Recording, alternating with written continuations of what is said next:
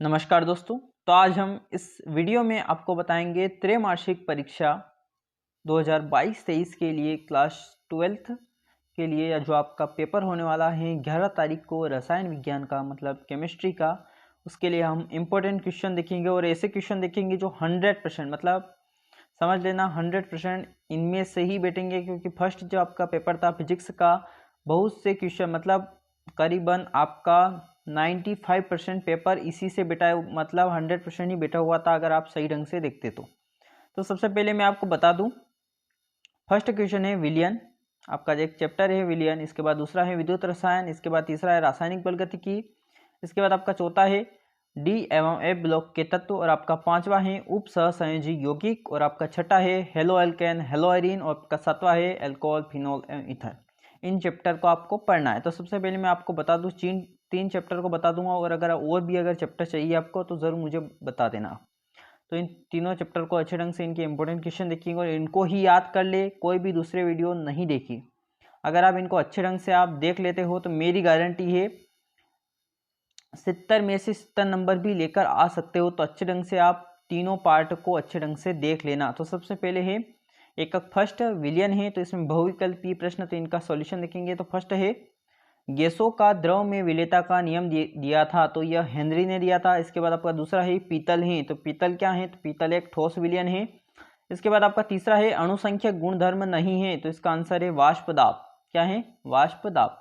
इसके बाद आपका चौथा है 1000 ग्राम विलायक में उपस्थित विलेय के मोलों की संख्या कहते हैं तो मोलरलता कहते हैं। इसकी परिभाषा मोलरलता की परिभाषा दोनों को याद कर ले। इसके बाद आपका प्रश्न क्रमांक 2 है रिक्त स्थानों की पूर्ति कीजिए। तो फर्स्ट क्वेश्चन है एक आदर्श विलयन वह है जो सभी परिस्थितियों में नियम का पालन करते हैं, तो वह राउल्ट के नियम का पालन करते हैं। इसके बाद आपका दूसरा क्वेश्चन है विलयन जिसके परासरण दाब समान होते हैं, तो विलयन कहलाते हैं तो समपरासरी। और ये एग्जाम में आएगा, याद कर लेना, समपराशी विलयन का एक एग्जाम में आएगा रिक्त स्थान। इसके बाद आपका तीसरा क्वेश्चन है अणुसंख्यक गुणधर्म विलयन के निश्चित आयतन में के कणों की संख्या पर निर्भर करता है, तो वह विलेय के। इसके बाद आपका चौथा है विलयन में निश्चित ताप पर विलेय की और मात्रा नहीं घोली जा सकती, तो वह संतृप्त। इसके बाद आपका पांचवा है अर्ध पारगम्य झिल्ली से केवल के अणु पार हो जाते हैं, तो वह किसके हैं, तो वह विलायक के। इसके बाद आपका तीसरा है जोड़ी बनाइए, मतलब सही जोड़ी बनाइए। तो आपको दे रखा होगा खंड ब या ए या बी भी दे सकते हैं। तो इसमें फर्स्ट क्वेश्चन है आपका गैस का द्रव में विलयन, तो गैस का द्रव में विलयन, तो इसका आंसर होगा सोडा वाटर।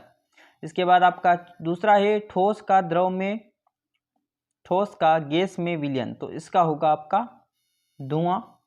इसके बाद आपका तीसरा है अणुसंख्यक गुणधर्म, तो विलेय की कण की संख्या और ये विलेय के कण की संख्या, इसमें ये तीसरा क्वेश्चन इंपॉर्टेंट है, एग्जाम में आएगा आपके। राउल्ट के नियम का पालन करता है, तो आदर्श विलयन सभी को पता होगा, आदर्श और अनादर्श विलयन होते हैं। इसके बाद है अधिक मात्रा में विलेय की मात्रा, तो ये सांद्र विलयन बनता है, अधिक विलेय सांद्र विलयन। इसके बाद प्रश्न क्रमांक 4 है एक वाक्य में उत्तर दीजिए। तो फर्स्ट क्वेश्चन है विलयन में विलेय की मात्रा कम होने पर विलयन कहलाता है, तो वह तनु विलयन कहलाता है। इसके बाद दूसरा है प्रति लीटर विलेय में विलेय के ग्राम तुल्यांकों की संख्या कहलाती है, तो तुल्यांक की चालकता। इसके बाद तीसरा है गुण जो विलेय के कणों की संख्या पर निर्भर करते हैं, तो क्या कहलाते हैं, तो अणुसंख्यक गुणधर्म। ये अभी इसमें देखा हुआ, देखो ये रहा विलेय की कण की संख्या पर, इसमें देखो विलेय के कणों की संख्या पर निर्भर कौन करता है, तो अणुसंख्यक गुणधर्म कहलाता है।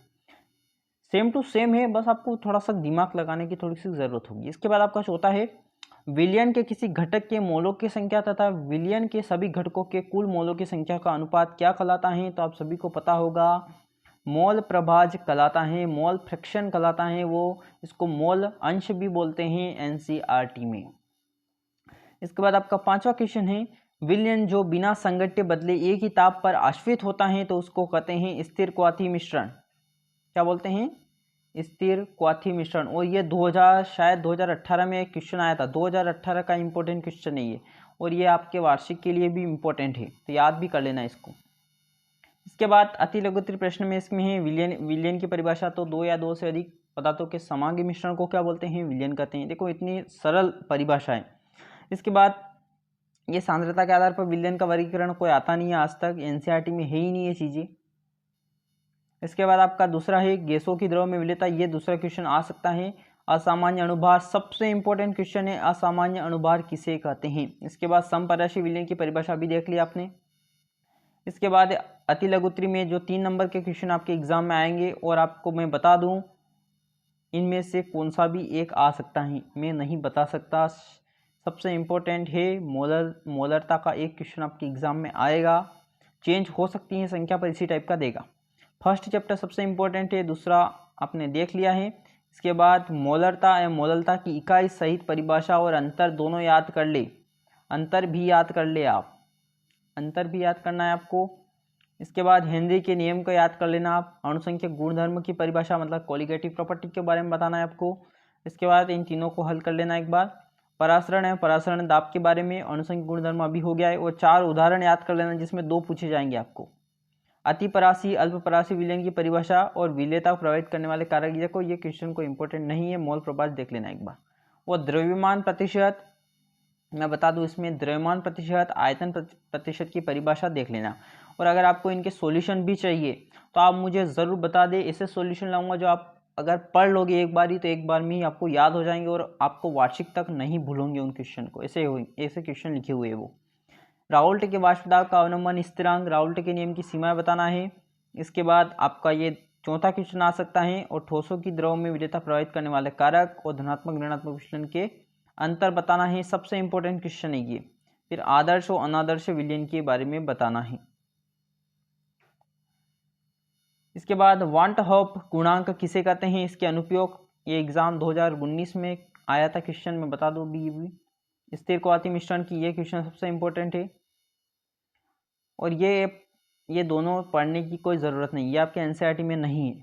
पार्ट्स पर मिलियन, इसको क्या बोलते हैं, पीपीएम, ये एग्जाम में आएगा, पीपीएम बोलते हैं। और हीलियम को गोताखोरी के सिले में उपयोग किया जाता है, ये एनसीईआरटी का क्वेश्चन है। और ये सुक्रोज वाला अगर आपको करना चाहिए तो आपको कर लेना, कोई इंपॉर्टेंट नहीं है ये। फिर विलियन के बारे में तो आप पढ़ सकते हो ये तो। इसके बाद अगर ये सॉल्यूशन देखना चाहो तो ये देख सकते हो। इसके बाद आपका है एकक 3 मतलब विद्युत रसायन, आपका अगला चैप्टर है। तो इसमें फर्स्ट है बहुविकल्पीय प्रश्न। फर्स्ट है कैथोड पर होने वाली क्रिया ही, तो कैथोड पर होने वाली क्रिया कौन सी है, तो इसका आंसर है आपका, क्या आंसर है इसका, अपचयन। इसमें अवकरण दे रखा है, इसको बोलते हैं अपचयन बोलते हैं इसको। इसके बाद वह कारक जो विलेय की चालकता को प्रभावित नहीं करता है, तो इसका आंसर होगा द वाला, उपरोक्त में से कोई नहीं। इसके बाद आपको इसका 1 फैराड का विद्युत मात्रा सभी को पता होगा,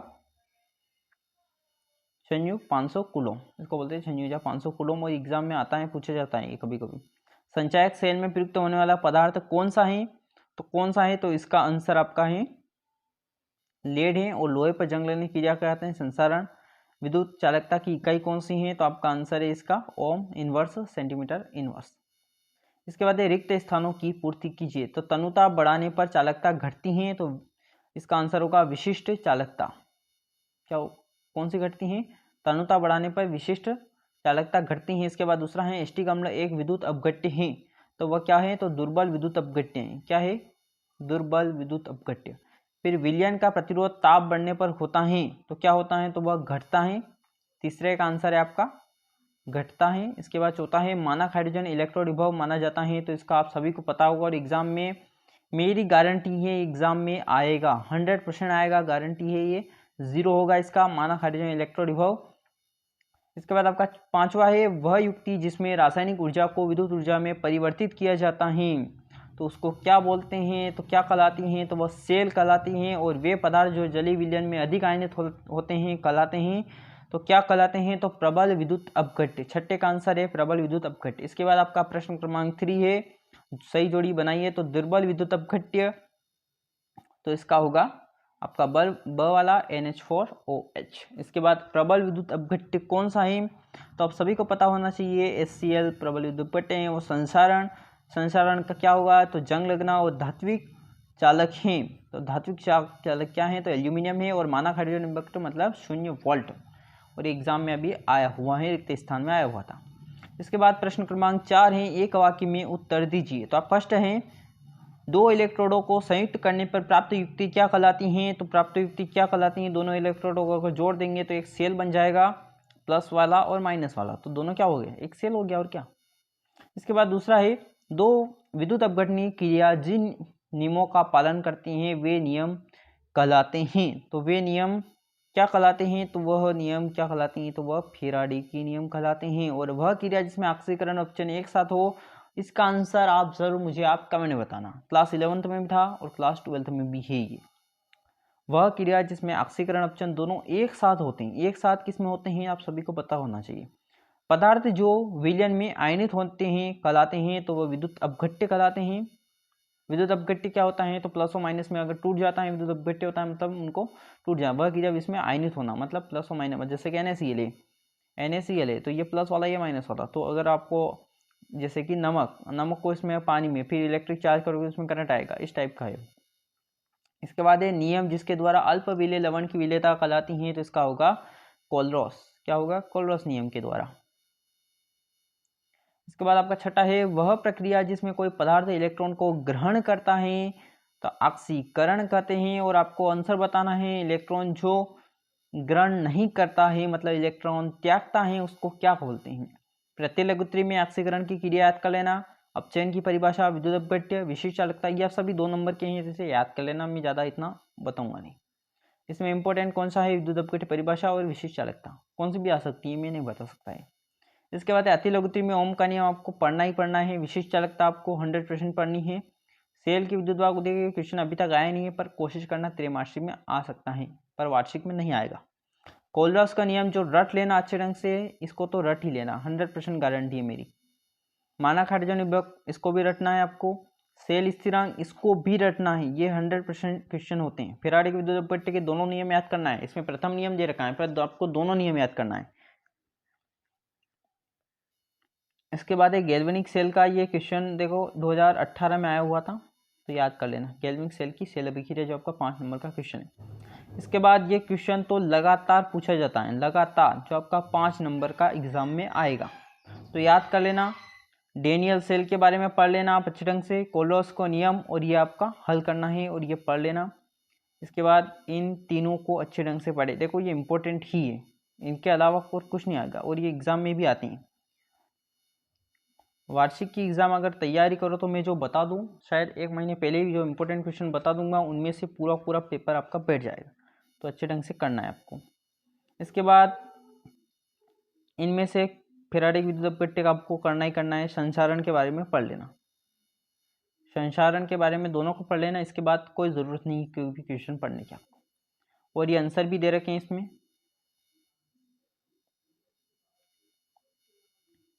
इसके बाद आपका रासायनिक बल गतिकी, तो इसमें मैं आपको आंसर नहीं बताता हूँ तो आपका वीडियो लंबा होगा, इसलिए देख लेना आप। किसी अभिक्रिया का वेग अभिक्रिया की प्रकृति के बारे में है, तो इसके बताना है।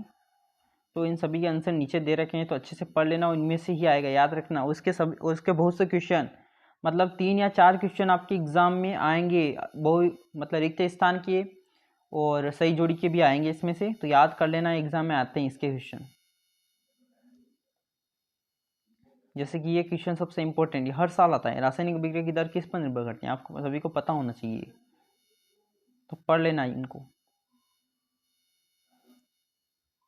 और इनका सॉल्यूशन भी बता दूं मैं नीचे। फिर ये रिक्त स्थान दे रखे हैं, देखो 15 रिक्त स्थान है, 15 में से कौन सा भी एक आएगा। सबसे इंपॉर्टेंट है, मैं आपको बता दूं, प्रकाश संश्लेषण, और इसमें इसके बाद ये अभिक्रिया की दर, इन दो को देख लेना। और अनुसंख्या सदैव होती हैं, तो ये आ सकता है, थोड़ा सा पता होना चाहिए। तो फिर रिक्त स्थानों की पूर्ति कीजिए, तो और ब दे रखा है, हो सकता है कि सही जोड़ी आपकी सेम टू सेम एग्जाम में छपी हुई आ सकती हैं, तो अच्छे ढंग से पढ़ लेना, ये एग्जाम में आ सकती हैं। आप समझ रहे हैं मैं क्या बोल रहा हूँ। एक वाक्य में उत्तर दीजिए, तो एक वाक्य में उत्तर देना है, तो इनको पढ़ लेना। इसके बाद मैं आपको इंपॉर्टेंट क्वेश्चन बता दिए, तो पढ़ने ही है। ये 2 नंबर के क्वेश्चन है, चिंदी छाप क्वेश्चन है, अगर पढ़ोगे। ये वेग निर्धारण पद क्या होता है, ये कोई ज़रूरत नहीं है पढ़ने की इनको। तो इसके बाद लघुत्तरी प्रश्न में क्या क्या पढ़ोगे। दर क्या समझते हैं, शून्य कोटि अभिक्रिया, प्रभावित करने वाले कारक, और प्रथम कोटि अभिक्रिया। ये वेग नियम, द्रव्यमान स्थिरांक को, ये आपके एग्जाम में है ही नहीं, सिलेबस में ही नहीं है ये। इसके बाद ये क्वेश्चन पढ़ना है आपको। इसके बाद ये फिर अभिक्रिया की दर व दर स्थिरांक में अंतर। इसके बाद दीर्घ उत्तरी में आपको 5 नंबर का क्वेश्चन पूछा जाएगा। तो इसमें है फर्स्ट क्वेश्चन और सेकंड क्वेश्चन, और आणीय समीकरण देखना है, सक्रिय ऊर्जा, अभिक्रिया की कोटि, और ये इनका सॉल्यूशन है। तो अच्छे ढंग से स्क्रीनशॉट लेना चाहो स्क्रीनशॉट ले सकते हो आप, या पीडीएफ चाहिए तो आप ज़रूर मुझे आप कमेंट में बता देना। तो वीडियो अच्छा लगा ज़रूर आप लाइक कर देना, चैनल को ज़रूर आप सब्सक्राइब कर देना, और अगर आपको और भी चैप्टर के अगर इंपॉर्टेंट क्वेश्चन चाहिए तो ज़रूर आप मुझे कमेंट में बता दें, तो मैं और भी चैप्टर के इंपॉर्टेंट क्वेश्चन बता दूँगा। और हमारे टेलीग्राम ग्रुप को ज़रूर आप ज्वाइन कर लेना। Thank you.